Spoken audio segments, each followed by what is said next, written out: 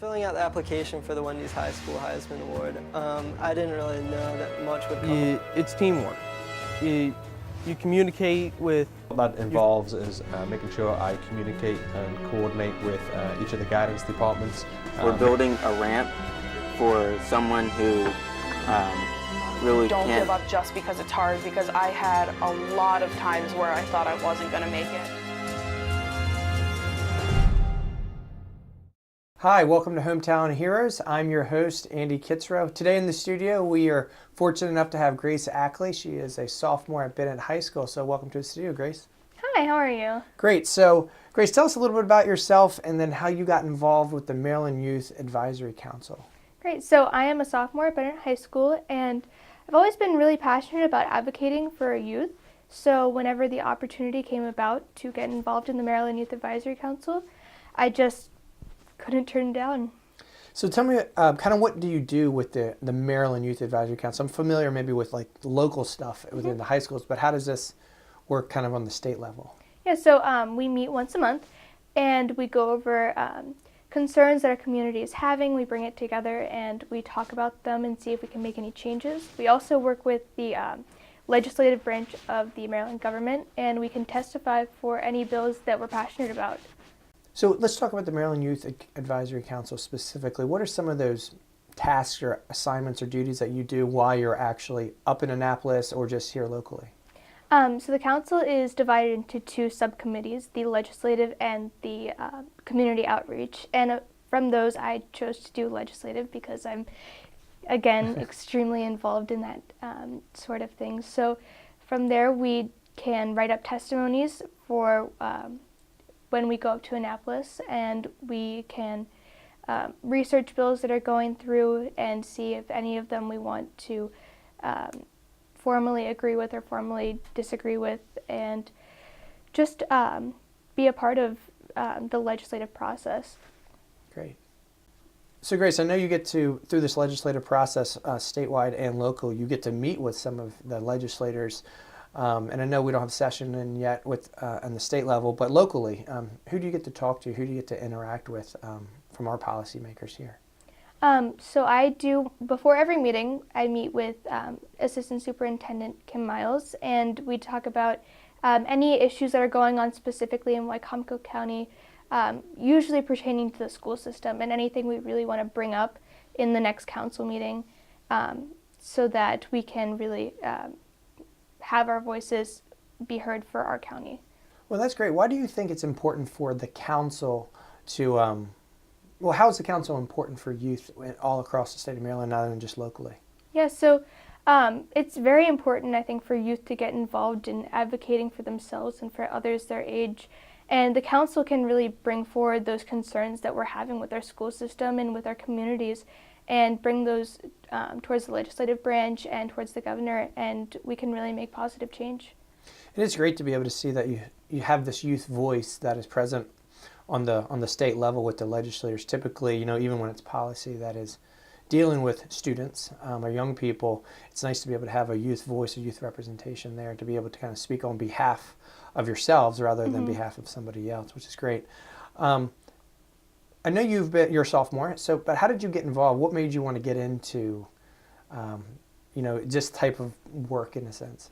Yeah, last year I became involved with the Maryland Mental Health Matters campaign, and after I was involved with that, I became a community representative for the Maryland Mental Health Matters, and I got a email from one of the representatives of the Maryland Disabilities Council, and she asked me to apply for the Maryland Youth Advisory Council, which I was already a part of the Salisbury Youth Advisory Council, and I was really excited to, apply for this position. Great. So how is it? I'm assuming it's members from all around the state, and you get to meet different people. What's that dynamic been like, being able to meet different people from across the state, other high schoolers who have the same passion as you?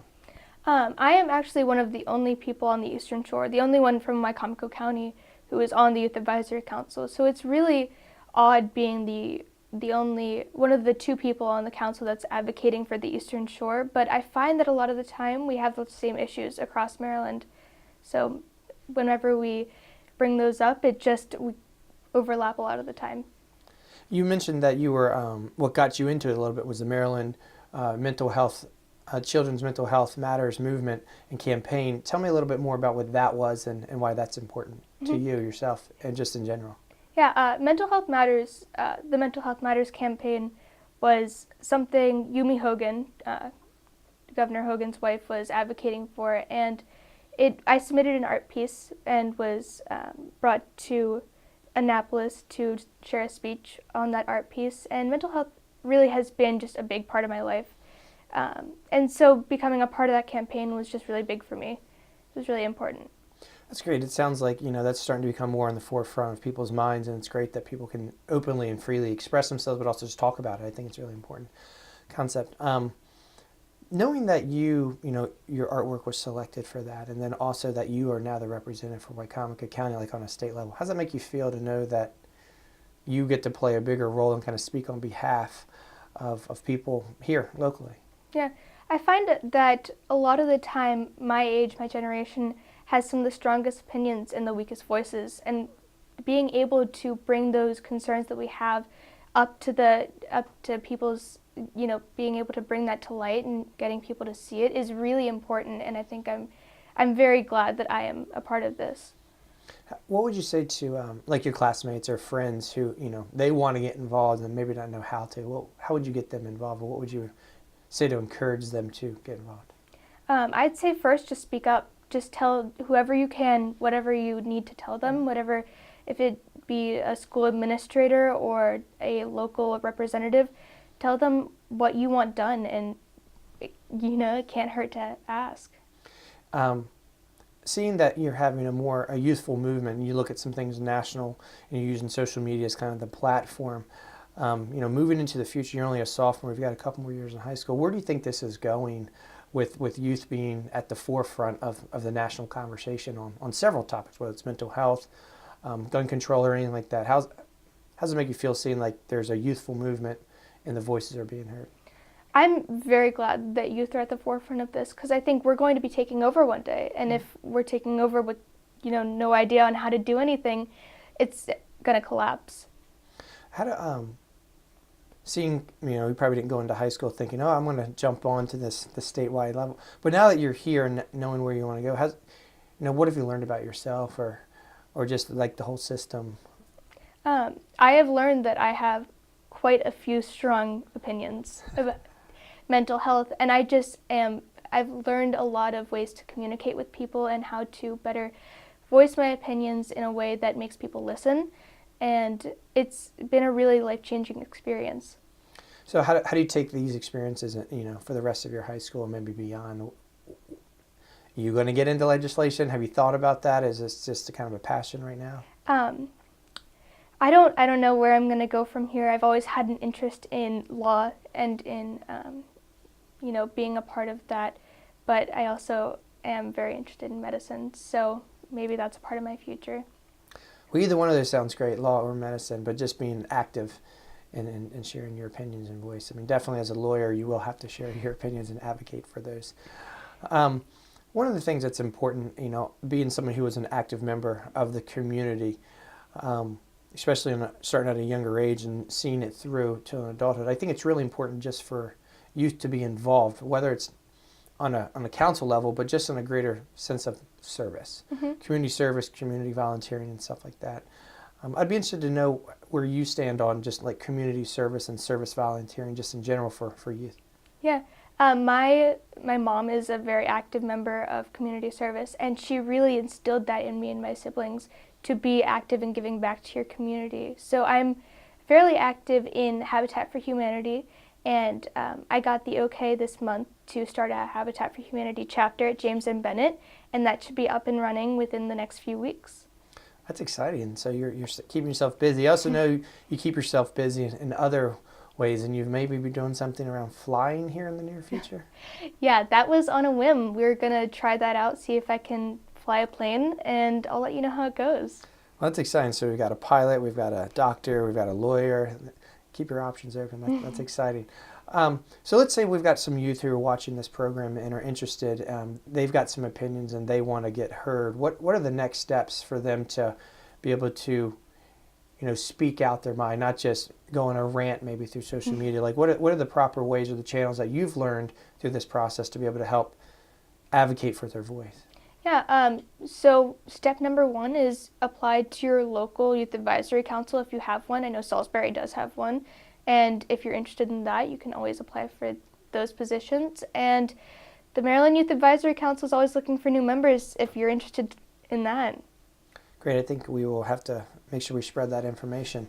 Only a couple more questions for you. One would be, sometimes people are shy or scared or don't think that their voice is going to be heard. How do we give them the confidence or explain to them, you can be heard, or how do we make adults more receptive to what is being said by young people? Don't stop talking. I was shy and I was scared for a long time and I wasn't getting anywhere. You need to learn that if you just keep telling people, if you keep making your voice be heard, then people will start listening. That's good. Yeah, I think that's a good strategy right there. I think it's also important. You mentioned that you get to start your own chapter of Habitat for Humanity. We have a local youth council and stuff. Why is it important to have programs or the opportunity to create programs or clubs within our school system to allow kids to be able to express themselves? Kids are always, forming opinions about things that are going on in their communities. And I think if we get the chance to share these opinions, a lot of good change could happen. That's great. We're thinking about your future plans. I know you talked about maybe medicine and maybe law school. Do you think you always have a passion for service and staying involved in the community? Yeah, of course. I've always had a passion for it, and I think that passion will continue into adulthood. So do you have any goals with the Maryland Youth Advisory Council just for this year? Is there anything specific that you're trying to assist with, or any legislation that you would love to see more focus on? I'm very passionate about cyber harassment and cyberbullying, as well as, real life bullying. And those, have come up again and again in the council meetings. And I think if any legislation should come about those topics, I will become involved.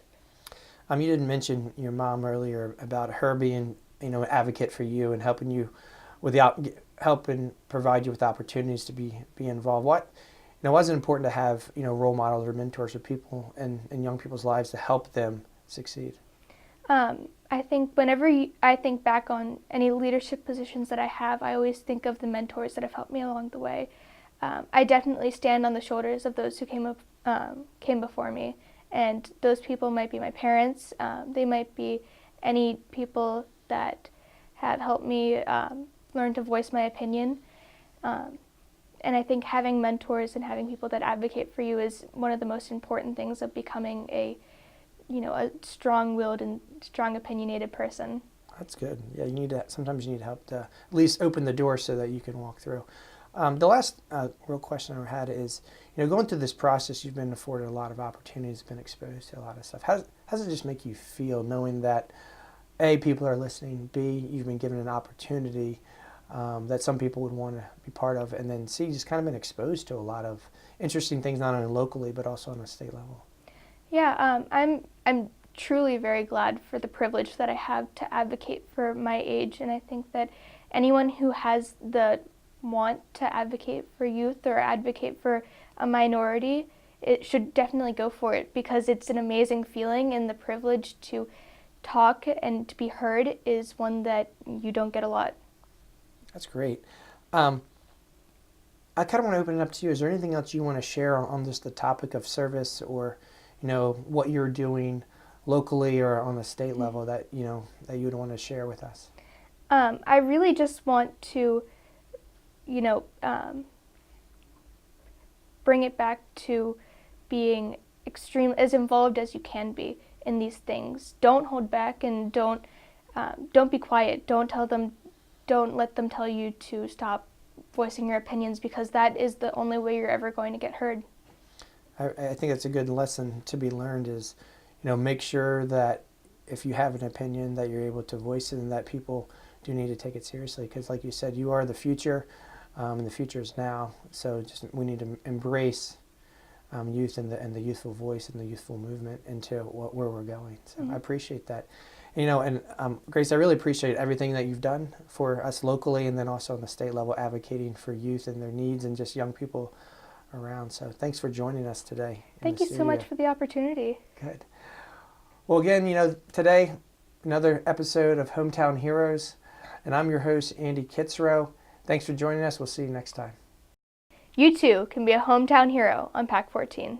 If you'd like to nominate an individual to be featured on Hometown Heroes, please contact George Whitehead at giwhitehead@salisbury.edu or call 410-749-1480.